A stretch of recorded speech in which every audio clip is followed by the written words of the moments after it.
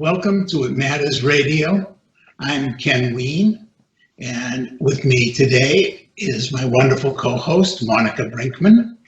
Morning, Monica, or afternoon, for the time of day it is. And also a friend of the show, Thackeray, has joined me. Some of you may remember Thackeray from previous discussions. Occasionally he decides to make his way in here to take part in these discussions because the topics interest him. So today's topic very much interests him because we have with us a wonderful friend of the show, somebody you've known for some time, Al Vernacchio, and Al is a sex educator, and that is different from a sex therapist or a sex surrogate. Yes. Or any of those things.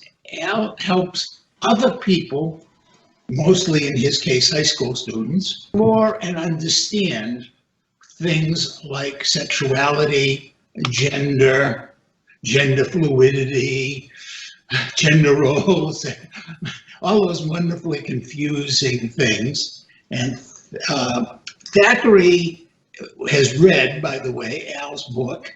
It's called For Goodness Sex.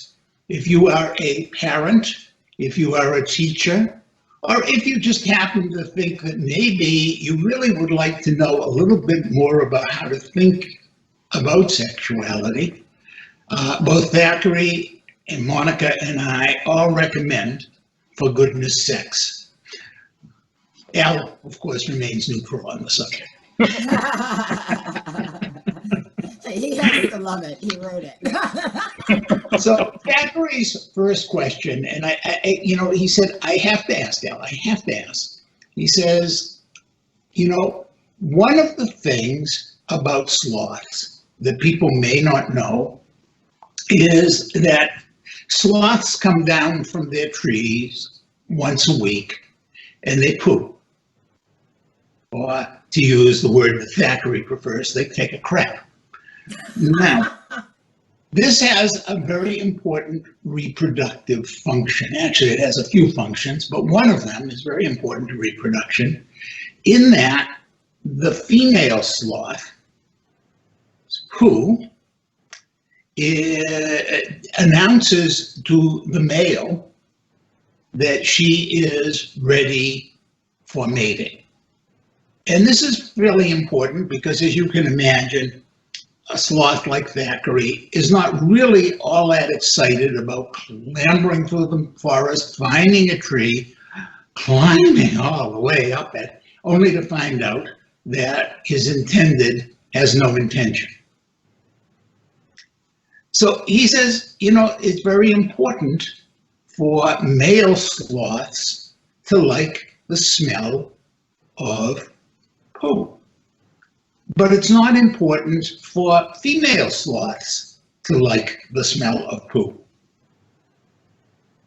And he said, does that make sense to somebody who understands sex roles and gender and things like that? Because he's a little confused himself about liking the smell of poo. Yeah, I can understand that, Thackeray. It's a great question. And one of the things that's really fascinating about all living things is that there are many different ways that living organisms can signal to each other that they are interested and ready and able to engage in activities that can lead to reproduction. And for lots and lots of animals, those are sexual activities that lead to reproduction. For things like bacteria and really teeny tiny organisms, that might be something different, a different kind of reproduction. But so for sloths, the male's ability to be able to smell that a female is signaling that she might be ready and able to reproduce is a really important skill or built-in ability to have.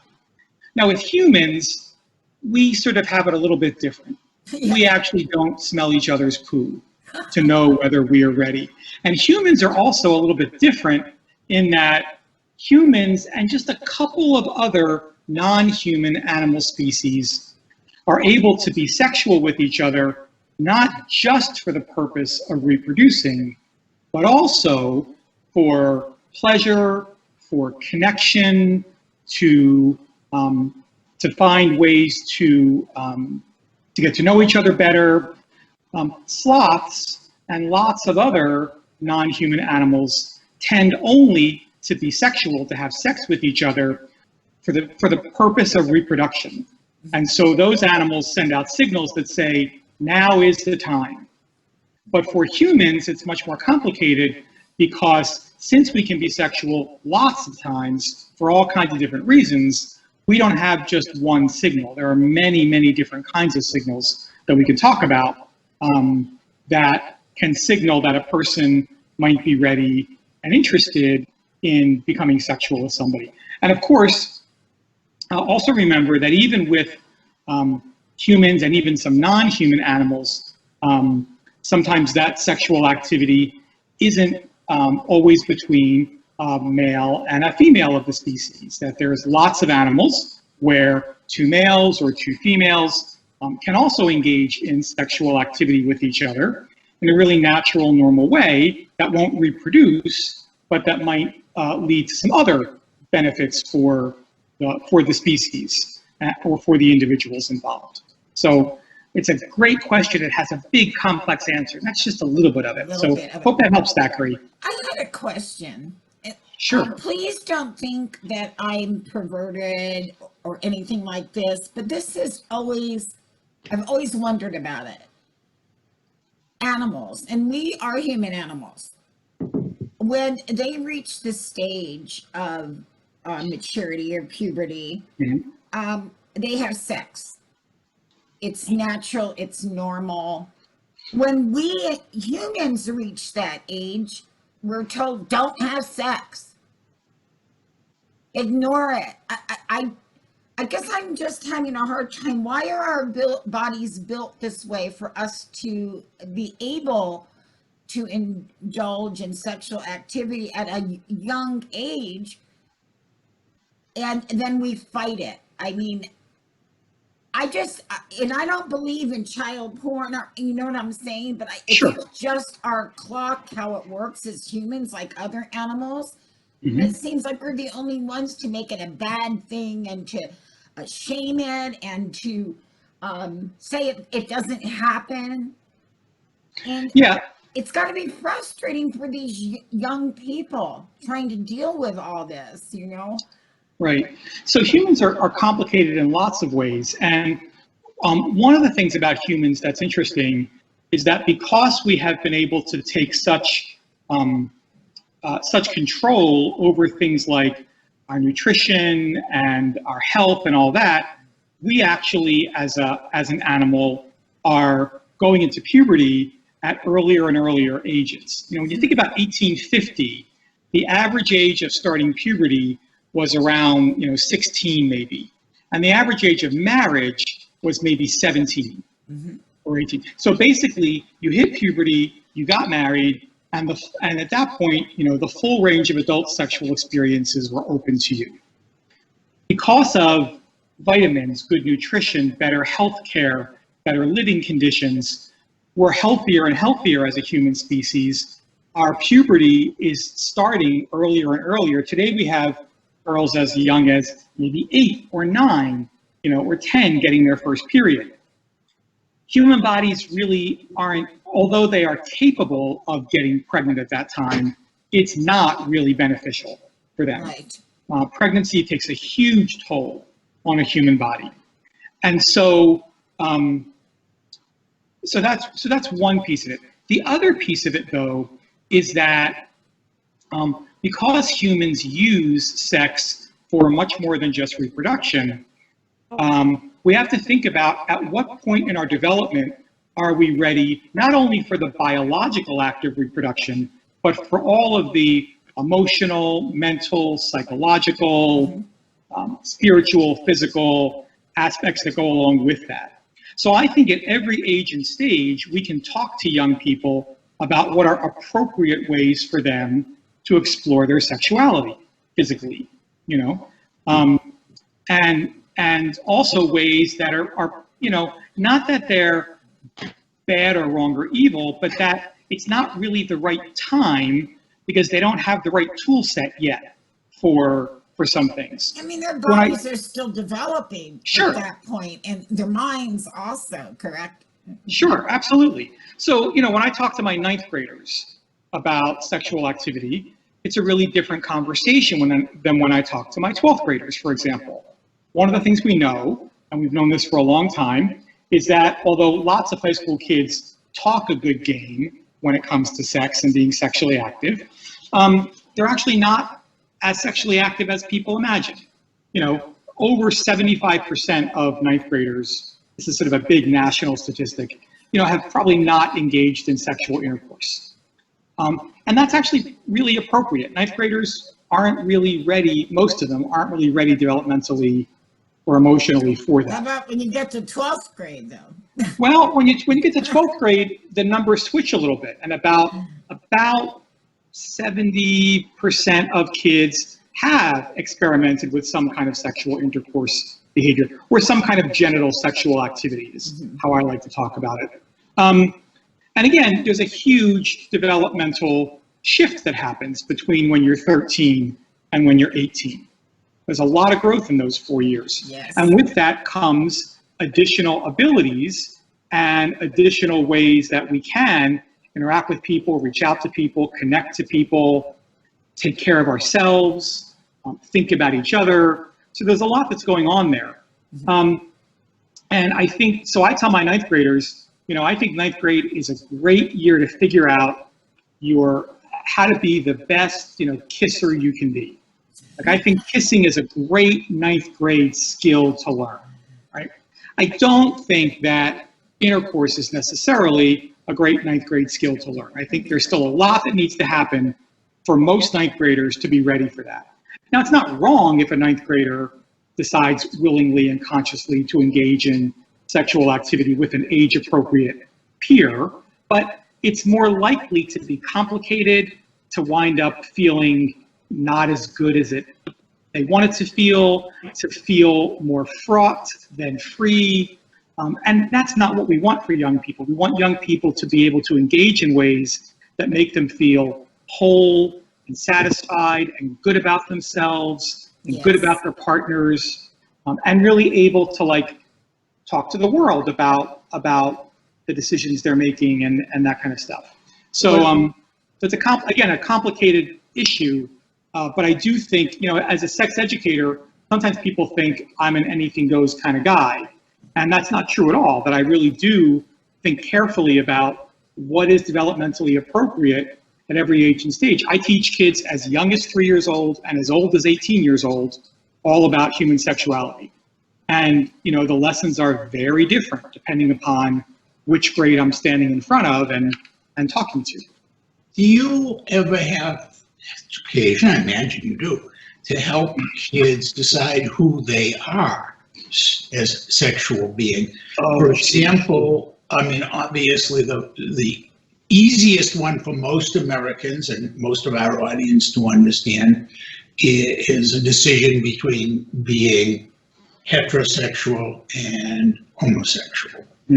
But of course, now as we're beginning to realize as a society, that's just the top of the iceberg. And now we have LGBTQ and more. Absolutely. And how do young people decide, how can parents help young people decide who they are, what their sexuality and their gender identity are?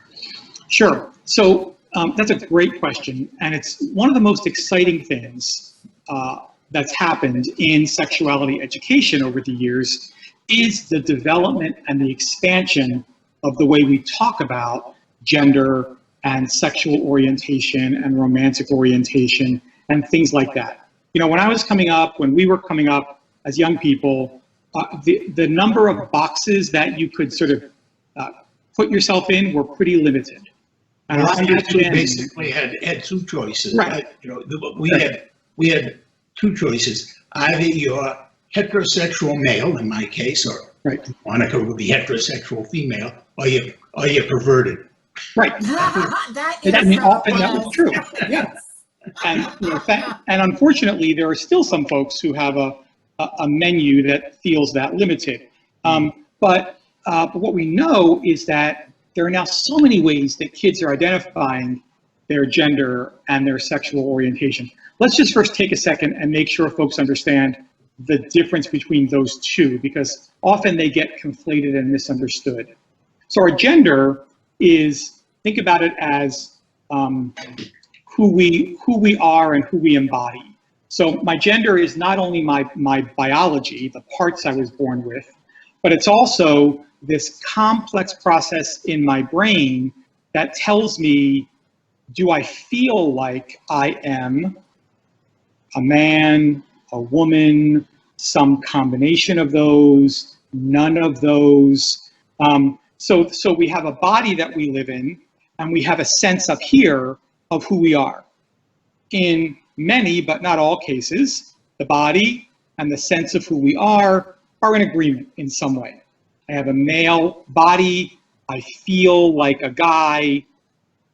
That's called being cisgender, when your body and the voice inside your head are in agreement in some way. Being transgender is when your body and the voice inside your head are not in agreement in some way. And that can be a little bit of disagreement or a lot of disagreement. And what we know is when the sort of mind and the body are in conflict, the mind always wins. You can't tell your brain, you can't tell your mind something different than it's telling you about who you are fundamentally. Mm-hmm. Which is why for some people, part of the process of getting to wholeness and healing is in some way to change their body, either in a surgical way, or in a dress kind of way, or in a way where we talk about ourselves using our pronouns. So there are lots of ways where we can modify this external shell to fit what's going on in here. And that process, for some people, they know it really early. So we have little kids today in preschool, in kindergarten, saying, you know, I'm not who you think I am. And we used to think that was nonsense, or kids could not know that. Some do. There are also some people who take a long time for that understanding to develop. So one of the things about helping kids understand their sexuality is knowing that there's not a standard clock for this. Everybody takes their own time and their own path to getting there.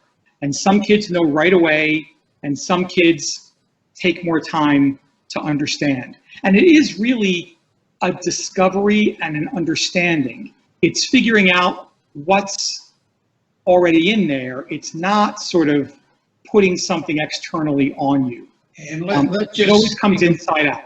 Let's just take a moment to remember, too, that children are also processing what they're experiencing and feeling and thinking through the words and behaviors and influences of the outside world. So if the kid says to, say, himself, his physical self, and I've noticed I'm using that pronoun deliberately, that's not the right pronoun. I'm she, I'm her. It is my girl body, and this, it should be. Yep. And parents are saying, no, you can't do that.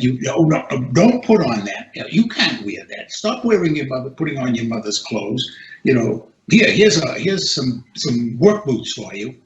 That it becomes all the much more difficult. In fact, I just started watching a television series called Butterfly. And I don't know how it ends. I have only watched 2 episodes, but it is about a youngster who is physically male, and it really is wonderfully articulate about how he's looking down at this thing, and that's not part of me. I'm she. And the character, whose name is Max/Maxine, is saying, somebody will say, oh, he, and no, she. Right. And but then people are trying to push on this character. And so one of the things that's changing is our society's willingness to even talk about those things. Absolutely. And parents need to understand that the way they talk to their child has a profound impact, not only on that child's psychological well-being, but also how much that child is going to be willing to divulge. When if you're growing up and you're biologically a male, and people are treating you like a little boy, and they keep telling you that someday you're going to marry a little girl, but you know that you really like boys and not girls, but you've never seen anybody who likes boys, you never heard about that and before, no one's told you that's a thing in the world, then one of the easy things to conclude is there's something wrong with you. Yeah. Whereas if you grow up in a world where you see lots of different people in lots of different kinds of relationships, showing lots of different ways to love people, then oh, actually what I feel is it's out there in the world. It's like, oh, it's like what Uncle Jack and Uncle Ronnie feel for each other. Oh, okay, maybe I'm like that. As opposed to, I feel something that nobody else seems to feel in the whole world. So the more and I appreciate how hard it is for parents, because I think every parent wants their kid to have the most, carefree, successful, happy, stress-free life possible. Of course. That life is the life letting the child be who they most authentically are. Yes. That's what will bring that, not forcing them into some kind of box or mold. And reality is, I hate to use this analogy because it implies certain things I don't mean, but, if, God forbid, somebody has a child who has a physical handicap or a learning disability or something like that, the reaction is not to say to the kid who, for example, is born without proper limbs that can play the same way most kids do, is not to say, oh, you've got to become a soccer star. The proper thing is to say, yes, but you have all these other wonderful potentials and skills. Right. And if you want to play soccer, let's find a way for you to do that. Right. With the body that you have in a way that you can. Right. And it won't be like somebody who maybe has, who was born with 2 functioning legs. So our job is not to limit the world for our kids. Our job is to open the world to our kids and to let them figure out who they are authentically, how they can express that in the world. And the more we try to, box in and limit and choose for young people, the more of a disservice we do for them. Now, we do have to provide guidance, we do have to provide limits, we do have to provide parenting. All those things are absolutely true, but one can limit and set appropriate boundaries and parent and guide in ways that open up the world rather than close it down. Right. Well, yeah. What do you do when you have a child who can't go to their parents and be honest? Let's say that their religion is against any of this, doesn't believe in it. What happens to that child? So whenever I talk to both parents and kids, I always say every kid needs a team, right? Hillary said it takes a village, and she was totally right. Every kid needs 4 or 5 trusted adults on their team who they can go to, because not every kid will be able to go to their parent for everything. Right. And that's just true. And so, of course, parents are the primary sexuality educators of their children. Of course, parents should be the main influence in their lives, but there need to be other people. And I think parents should be involved in this, especially when kids are, helping little kids figure out who are the trusted adults in your life. That if you can't come to me, and I really want you to come to me, but if you can't, here are some people that I wish you would go to.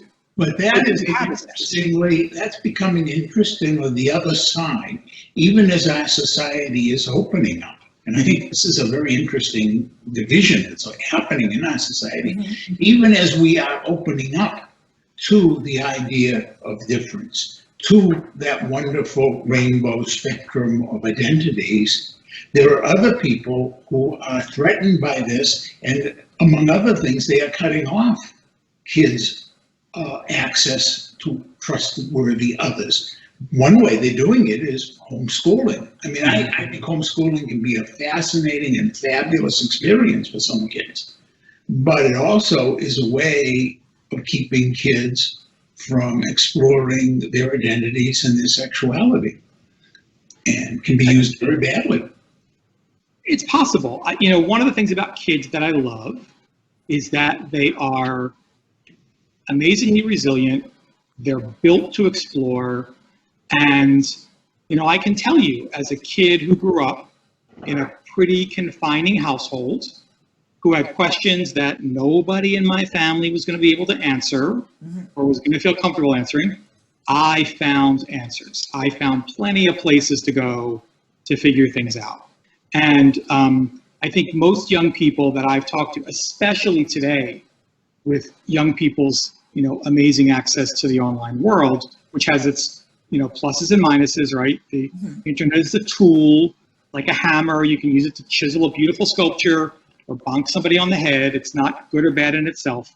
But kids have much more access today to information, which I think can be a really good thing.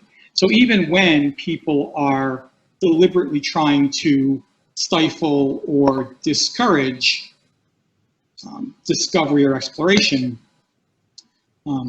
kids are thankfully finding ways to get their needs met, because that's a really human thing that we're sort of programmed to do, is to figure out how best do we survive. And sometimes that's by going beyond. Sometimes that's by cocooning in. There's no right way to do this, but what we want is to be able to create for the kids in our lives and the families in our lives encouragement, access, ability to keep making that world bigger and keep giving that young person lots of different views of the way the world can be, so that they can find themselves in it. Because nobody should be made to feel like they don't fit in the world.